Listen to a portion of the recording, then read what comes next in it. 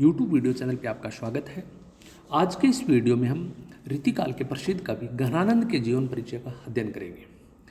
हिंदी साहित्य का तीसरा काल रीतिकाल। रीतिकाल को 3 भागों में बांटा गया है: रीतिबद्ध कवि, रीतिसिद्ध और रीतिमुक्त कवि। घनानंद हिंदी साहित्य के रीतिमुक्त काव्यधारा के प्रसिद्ध कवि माने गए हैं।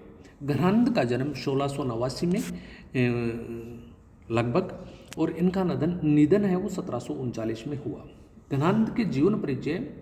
रीतिकाल की 3 प्रमुख काव्यधाराओं रीतिबद्ध, रीतिसिद्ध और रीतिमुक्त में घनानंद अंतिम काव्यधारा के अग्रणी कवि है।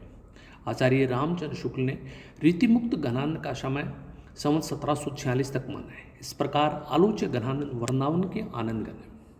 शुक्ल जी के विचार में ये नादिर शाह के आक्रमण के समय मारे गए थे। श्री हजारी प्रसाद द्विवेदी भी उनके मत से सहमत है।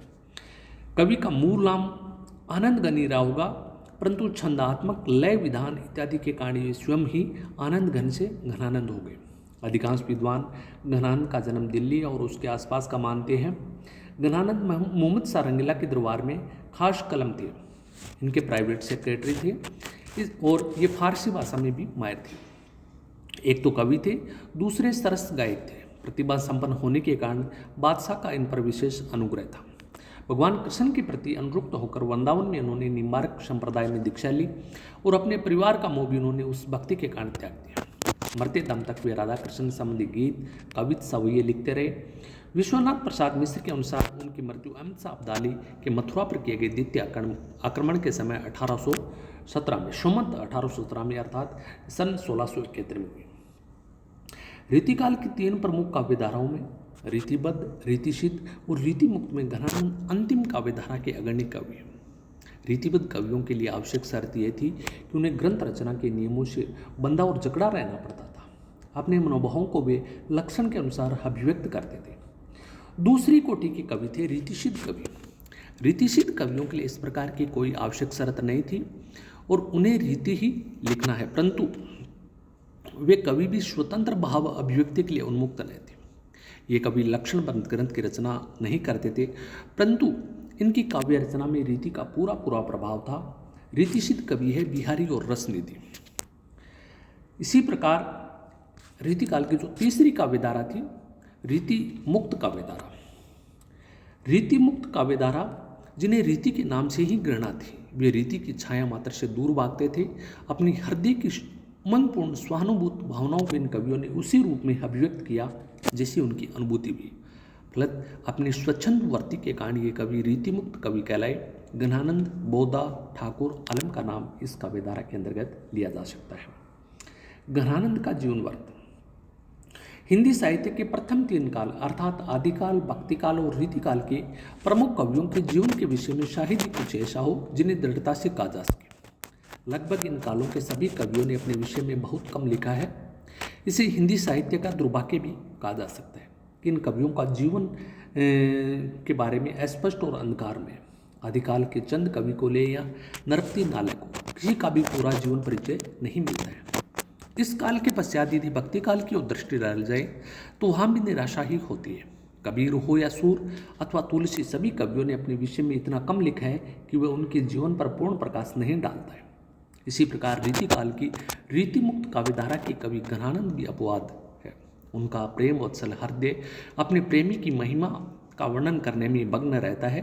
अपने लिए कुछ लिखने का उनके पास अवकाश ही कहाँ होगा। घनानंद के समय और नाम के विषय में विवाद है। घनानंद कब हुए, कहाँ हुए, ये सब लिखने से पूर्व ये आवश्यक हो जाता है कि उनका असली नाम क्या है ये जान लिया जाए। वास्तव में हिंदी साहित्य में केवल एक ही घनानंद नहीं हुए, इस नाम से अन्य कवि भी मिलते हैं। इसी से स्वच्छंद काव्यधारा के घनानंद के नाम की प्रामाणिकता का प्रश्न हमारे सामने उपस्थित होता है। इस विषय के विद्वानों में बड़ा मतभेद है कि घनानंद, आनंद घन और आनंद, इन 3 नामों में विवाद है कि आलोच्य घनानंद वास्तव में कौन से है। घनानंद के नामकरण पर यदि शोध किया जाए तो ज्ञात होगा कि विद्वानों की एक लंबी कड़ी है जो इस विषय पर विभिन्न प्रकार से प्रकाश डालती है। ये विद्वान डॉक्टर गियरसन है, अयोध्यासी उपाध्याय, हरिऔध है, क्षिति मोहन सेन, डॉक्टर श्याम सुंदर दास, आचार्य रामचंद्र शुक्ल, हजारी प्रसाद द्विवेदी का नाम लिया जा सकता है। डॉक्टर गियरसन ने आनंद को ही रीतिमुक्त काव्यधारा के कवि घनानंद माना है। उनके मत में घन शब्द आनंद के साथ नहीं, पर वे आनंद ही घनानंद है। परंतु अत्याधुनिक शोध ने यह सिद्ध कर दिया है कि आनंद एक स्वतंत्र कवि थे जिन्होंने कोक मजरी काव्य की रचना की। कायस्थ कुल आनंद कवि वासी कोट हिसार, कोक कला यह रुचि करण जिन यह क्यों विचार। आचार्य विश्वनाथ प्रसाद मिश्र के मत में भी गिरसन वाले आनंद घनान नहीं है, क्योंकि दोनों के रचना काल में लगभग 40 वर्षों का अंतर है। घनानंद के नामकरण के संबंध में दूसरा मुख्य विवाद आनंद घन नाम को लेकर है कि आनंद घन नाम के 3 व्यक्ति मिलते हैं।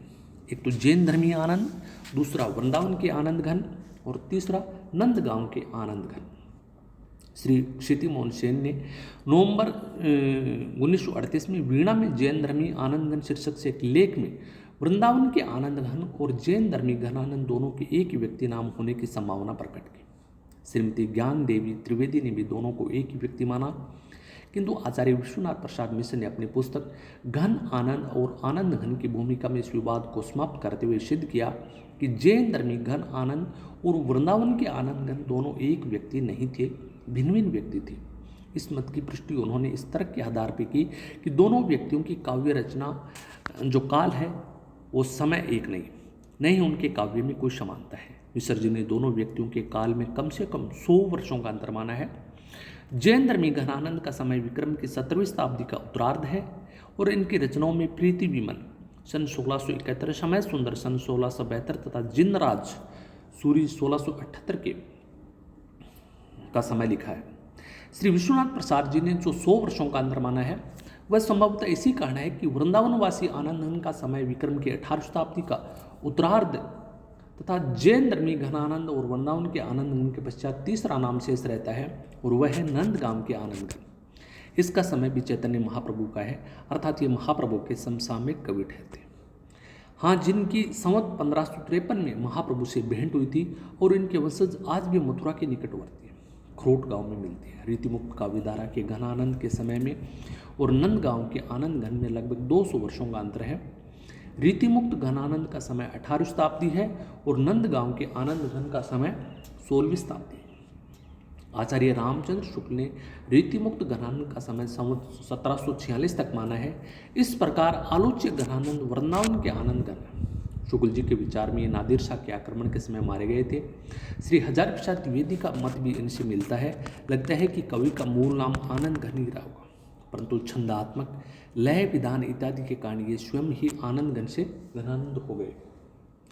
हिंदी साहित्य में अपवाद नहीं, क्योंकि पुष्टि मार्ग के जात सूरदास के भी सूर, सूरजदास, सूरजश्याम और सूरज आदि नाम मिलते हैं।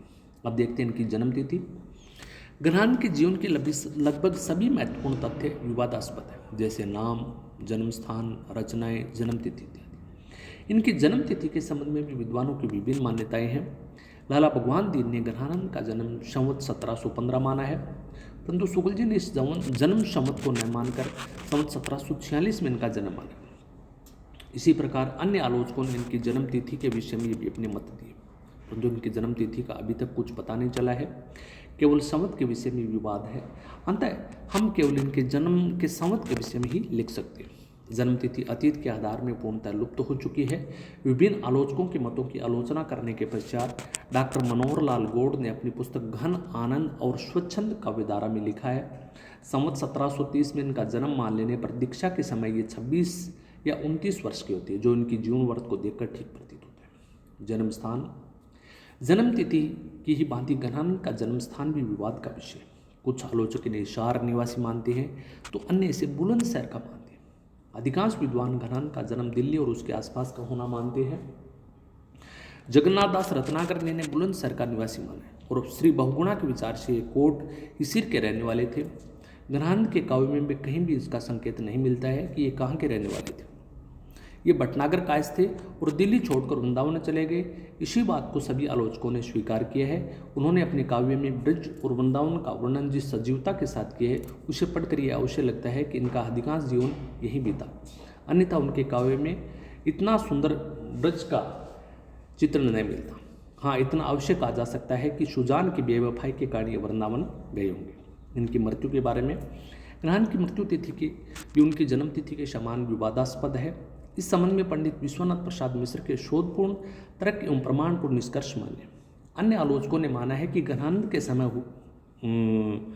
हुई थी, परंतु विश्वनाथ प्रसाद मिश्र के मतानुसार इनकी मृत्यु नादिर शाह के आक्रमण में न होकर अहमद शाह अब्दाली के मथुरा पर किए गए द्वितीय आक्रमण के समय संवत 1817 में अर्थात सन 1671 में हुई थी।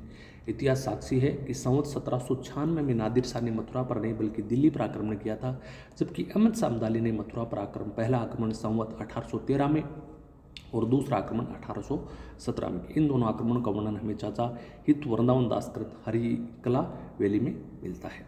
धन्यवाद।